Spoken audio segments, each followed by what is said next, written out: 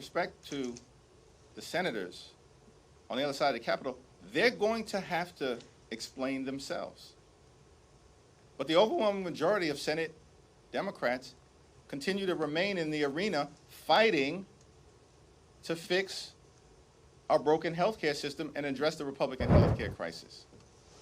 This fight for us is not partisan. It's not a partisan fight. It's a patriotic fight.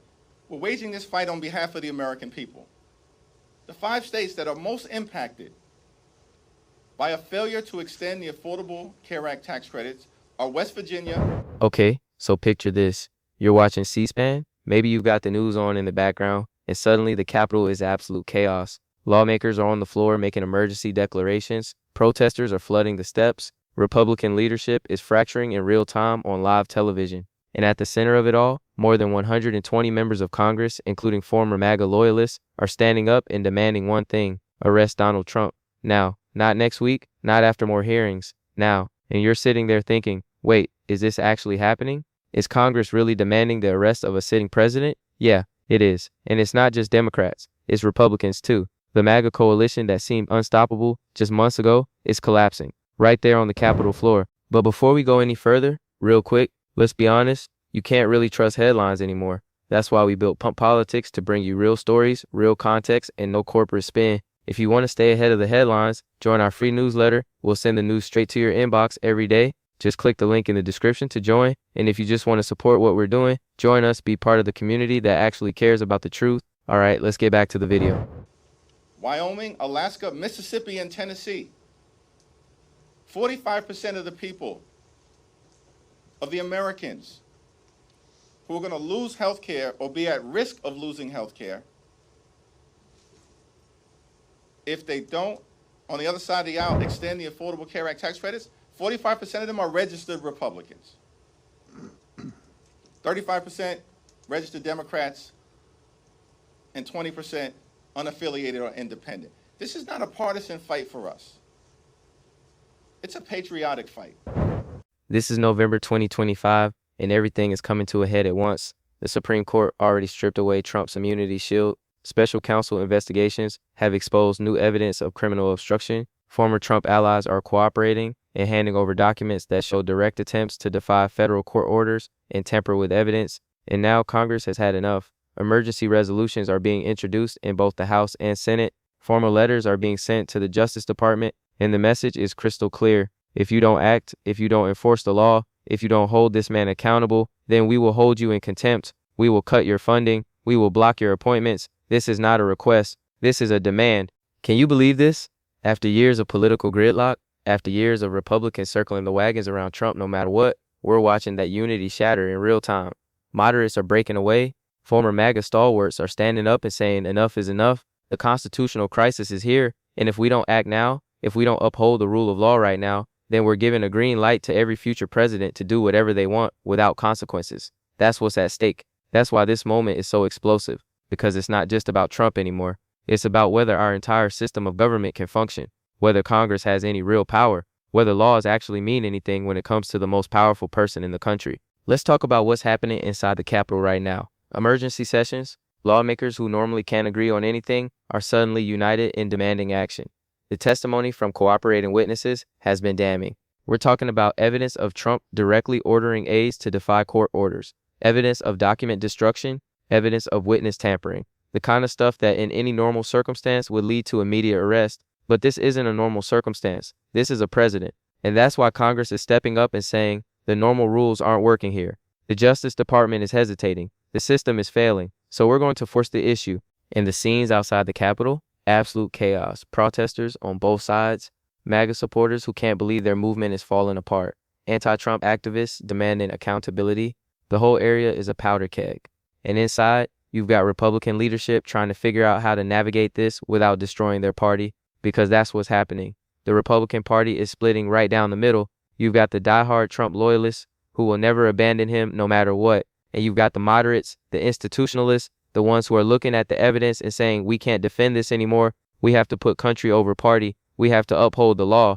Congressional leaders are not playing games here. They've warned Attorney General Pam Bondi directly. They've sent letters to the White House. and the warnings are explicit. If the Department of Justice doesn't enforce arrest orders, if they don't act on the evidence that's been presented, then Congress will use every tool at its disposal. Future funding is on the line. Appointments won't be confirmed. Oversight hearings will intensify. This is Congress flexing institutional power in a way we haven't seen in decades, because normally there's this separation. Congress makes the laws, DOJ enforces them, but when DOJ won't act, when the executive branch is protecting itself, Congress has to step in, and that's exactly what we're seeing. More than 120 lawmakers. Think about that number for a second. That's not a handful of partisan firebrands. That's a significant chunk of Congress saying the same thing. Arrest him, hold him accountable, enforce the law. And among those 120 are Republicans who used to be MAGA champions, people who defended Trump through everything, through impeachments, through investigations, through scandals. They're breaking ranks now. They're standing up and saying, this is too far. The evidence is too clear. We can't ignore this anymore. And when that happens, when the coalition fractures like that, it's game over politically. Because Trump's entire power base has been built on Republican unity, on the idea that the party would never abandon him. Well, they're abandoning him now, in real time, on live television.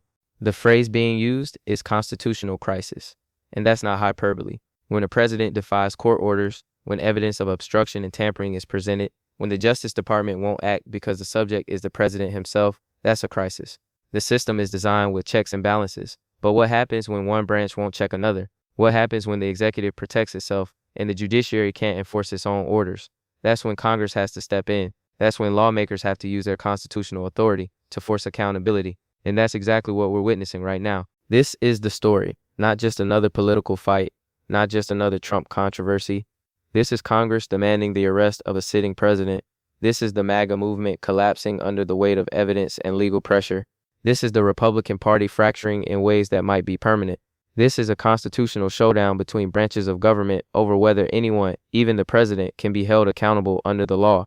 And we're going to break down exactly what Congress is demanding, what evidence has pushed them to this point, why the MAGA coalition is falling apart, and what happens next in this unprecedented crisis. Because this is history. This is democracy being tested in real time. Let's get into it. All right, so let's rewind and understand how we got to this moment. Because Congress doesn't just wake up one day and demand the arrest of a president. That's not normal. That's not how the system usually works. So what changed? What evidence came to light? What pressure built up to the point where more than 120 lawmakers, including Republicans, said enough is enough? We need to trace the path that led to this explosion on Capitol Hill, and it starts with the Supreme Court immunity ruling we talked about before. That ruling stripped away Trump's legal shield. It made clear that he could be prosecuted for actions outside his core constitutional duties, and that opened the floodgates for investigations to move forward. But it's what happened after that ruling that really matters here. Because once prosecutors had the green light, once the immunity defense was gone, evidence started pouring in, and not just any evidence.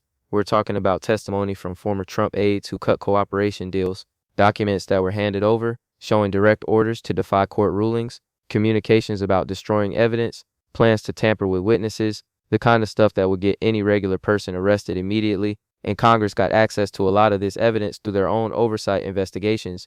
They saw what prosecutors were seeing, and they realized this is cut and dry, this is obstruction, this is contempt of court, this is criminal conduct, and nobody's doing anything about it. The special counsel investigations have been crucial here. They've been digging into Trump's actions after the 2020 election, the fake elector schemes, the attempts to block certification, all of it. And what they found, according to the information that's been shared with Congress, is a pattern of deliberate obstruction. Court orders that were ignored, subpoenas that were defied, evidence that was destroyed or hidden. And when confronted about it, instead of complying, Trump and his team doubled down. They fought harder. They used every legal trick to delay and obstruct. And that's what pushed Congress over the edge. Because at some point, defying the legal system isn't a defense strategy. It's a crime in itself. Now let's talk about what's happening inside Congress right now. Emergency resolutions have been introduced. These aren't your typical congressional resolutions that make symbolic statements. These are binding resolutions that carry weight. They're demanding that the Department of Justice act on the evidence, that arrest warrants be executed, that the law be enforced equally, regardless of who the subject is. And the language in these resolutions is sharp. It cites specific instances of contempt, specific court violations, specific evidence of obstruction. This isn't vague political posturing. This is Congress laying out a legal case and saying, DOJ, you have all the evidence you need. Now do your job. And here's where it gets really interesting. The letters to Attorney General Pam Bondi, congressional leaders, both Democrats and key Republicans, have sent formal correspondence to the Justice Department. And these letters are not polite requests. They're warnings. They say, look, we have oversight authority over your department. We control your funding. We confirm your appointments. And if you fail to act on clear evidence of criminal conduct, if you fail to enforce court orders and arrest warrants, then we will use every tool we have to hold you accountable. We'll hold you in contempt. We'll cut your budget. We'll block every nominee you send us. This is Congress threatening the Justice Department with institutional consequences if they don't enforce the law. That's unprecedented. Think about what that means. Congress is essentially saying, we don't trust you to do your job without pressure. We think you're hesitating because the subject is the president. So we're going to force your hand. We're going to make it more painful for you to not act than to act. And that pressure is real because Congress does control DOJ funding. They do confirm leadership positions. If they wanted to make life difficult for the Justice Department, they absolutely could. And the fact that they're willing to threaten that shows how serious this is. This isn't a bluff. This is Congress preparing to use its constitutional authority in ways that could reshape the entire executive branch. Now let's talk about the MAGA collapse, because that's the other huge story here. For years, Trump's political power has been built on unwavering Republican support. The MAGA movement was this monolithic force that controlled the Republican Party. Anyone who opposed Trump got primaried out. Anyone who criticized him faced backlash from the base.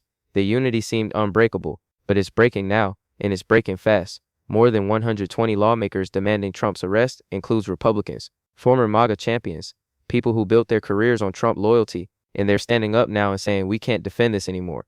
The evidence is too clear. The legal violations are too obvious. We have a duty to the Constitution that's bigger than our loyalty to one person. Why are they breaking ranks now? A few reasons. First, the evidence is overwhelming. When you see documents showing direct orders to defy courts, when you hear testimony from former aides describing criminal conduct, it becomes harder to claim this is all a political witch hunt. Second, the Supreme Court ruling gave them cover. They can now say, look, the highest court in the land has spoken. Immunity doesn't apply. The law is clear. We're just following what the courts have said. Third, political survival. Some of these Republicans are looking at the polling. They're seeing that independent voters are moving away from Trump. They're calculating that defending him now could cost them their seats. So they're making the choice to break away. And the fracture is visible in real time. You can watch it on C-SPAN. Republican leadership is divided. Some are still defending Trump, calling this a partisan attack, saying Congress is overstepping. But others are standing with Democrats, saying this is about the rule of law. This is about constitutional duty. And those divisions are playing out in dramatic confrontations on the House and Senate floors. Lawmakers who used to be allies are now on opposite sides. The MAGA coalition that controlled the Republican Party is splintering into factions. And once that unity is gone, the political power goes with it. The scenes at the Capitol are chaotic. Real-time footage shows protesters on the steps. Some are MAGA supporters who showed up to defend Trump to show that the movement is still strong, but they're being met by counter-protesters demanding accountability. The whole area is tense. Security has been increased. There's a sense that things could escalate at any moment. And inside the Capitol, lawmakers are nervous because they're watching their political world change in real time. Alliances that seem permanent are dissolving. Positions that seem safe are suddenly vulnerable. Nobody knows where this ends or what the political landscape looks like on the other side. Congressional leaders are using language that reflects the gravity of the moment. They're talking about constitutional crisis, about the future of democracy, about whether the rule of law means anything. And they're making the case that this is a defining moment, that how Congress responds now will determine whether future presidents can defy the law with impunity. If Trump can obstruct justice, defy courts, tamper with evidence, and face no consequences, then what's to stop the next president from doing the same or doing worse?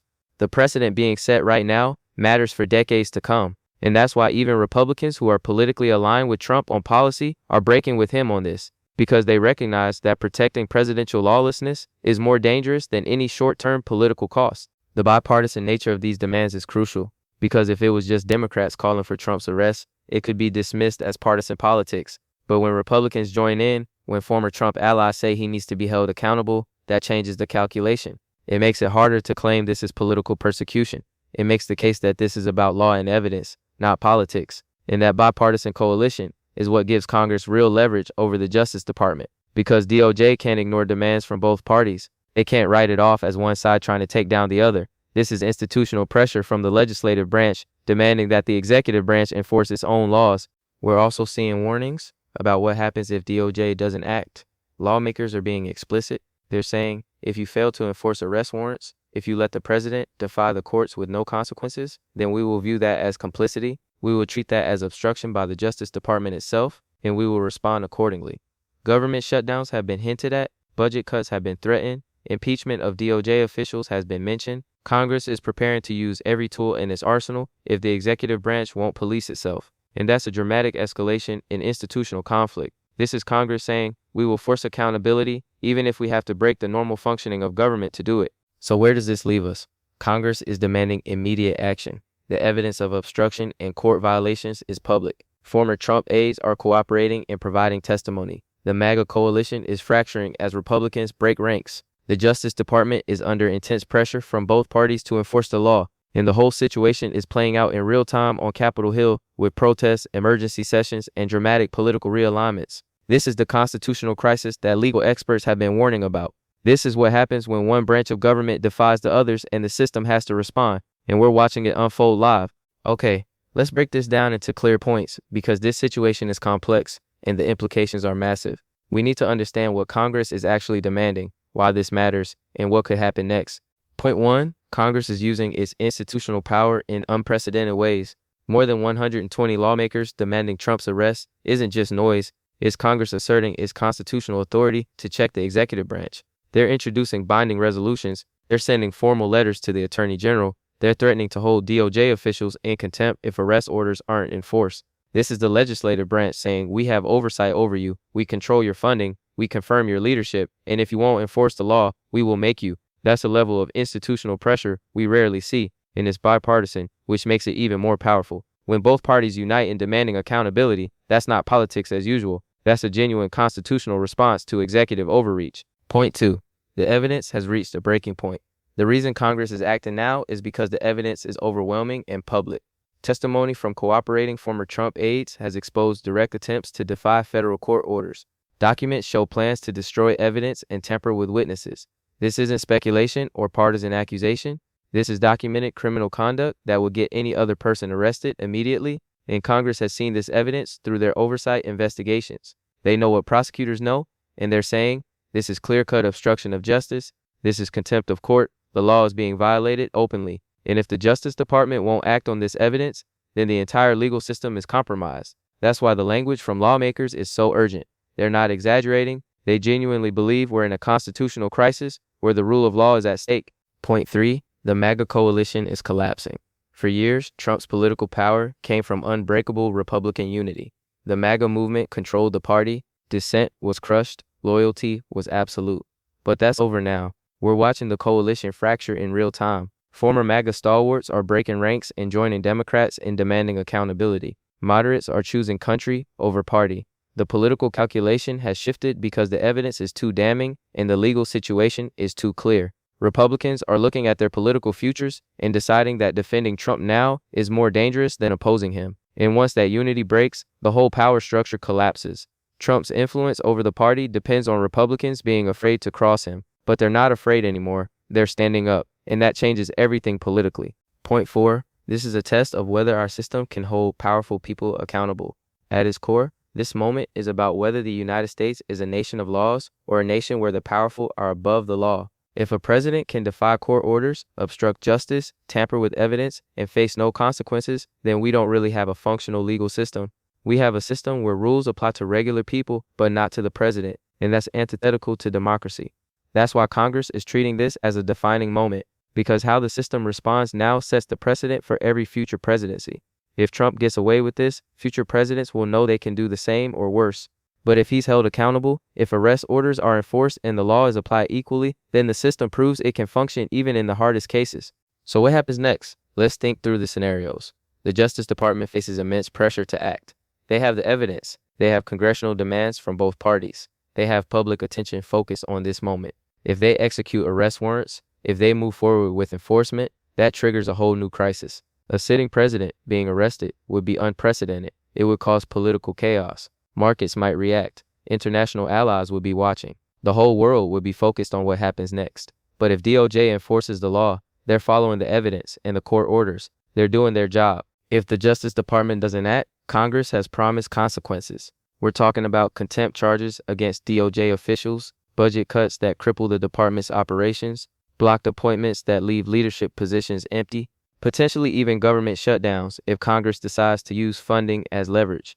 This would be an institutional war between the legislative and executive branches, and it would paralyze government function in ways that hurt everyone. But Congress is signaling they're willing to go there if that's what it takes to force accountability. The Republican Party faces a reckoning. The fracture we're seeing now could be permanent. You might end up with a split between Trump loyalists and institutionalist Republicans. That split could lead to primary challenges, party realignments, maybe even a third-party movement. The unity that defined the Republican Party for the last several years is gone, and what replaces it will shape American politics for a generation. MAGA supporters will feel betrayed by Republicans who break ranks. Moderate Republicans will feel vindicated that they're finally standing up for the rule of law, and the tension between those factions could tear the party apart. Public reaction will be intense. We're already seeing protests at the Capitol that will only intensify as this situation develops. Trump's base will view any arrest as persecution. They'll be outraged. Some might respond with protests or worse. But the majority of Americans who want accountability will see this as the system finally working, as justice being served. The divide in public opinion will be stark and potentially dangerous. Law enforcement will have to prepare for civil unrest. Security around government buildings will increase. We're entering a period of political instability, unlike anything in recent American history. International implications matter too. The world is watching how American democracy handles this crisis. Allies are concerned about stability. Adversaries are looking for opportunities. The idea that the American president could be arrested creates uncertainty in international relations. Other countries need to know who they're dealing with, what American policy will be, whether agreements will hold.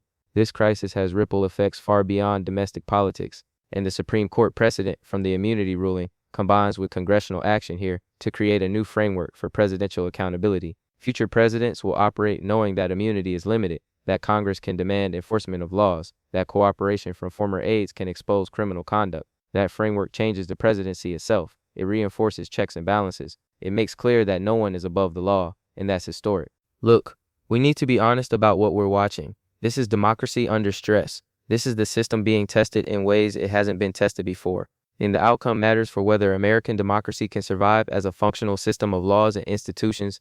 If the system works, if accountability happens, if the rule of law is upheld even when it's hard, then democracy proves it's resilient. But if powerful people can violate the law with impunity, if institutions fail to check each other, if Congress demands action and nothing happens, then we're in trouble.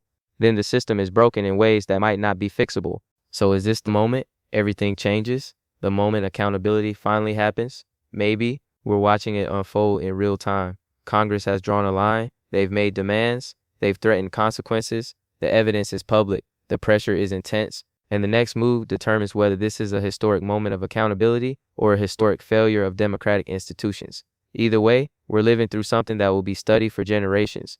This is the kind of moment that defines what kind of country we are and what kind of system we have. Stay tuned, because what happens in the next days and weeks will shape American democracy for decades to come. This story is just beginning.